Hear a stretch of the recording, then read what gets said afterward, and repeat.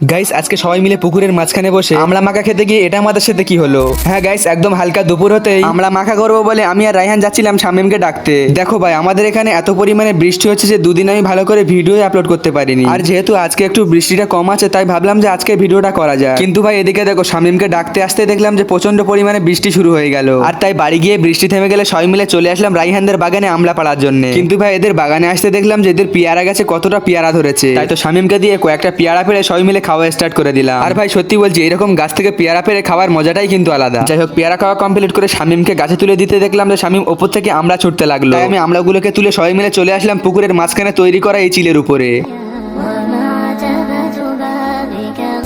যাই হোক, এখানে আসতে দেখলাম যে রায়ান কিছুক্ষণের মধ্যে আমলাগুলোকে নিয়ে এইরকম একটা মারাত্মক লেভেলের জিনিস তৈরি করে ফেললো। তো সেটা বড় কথা নয়, চলো একটু খেয়ে টেস্ট করে দেখি কেমন খেতে হয়েছে। ভাই সত্যি বলছি, এটা খেতে কিন্তু মারাত্মক লেগেছিল, কিন্তু কিছুক্ষণ পর আমাদের সাথে কিন্তু এই অবস্থা হয়েছিল।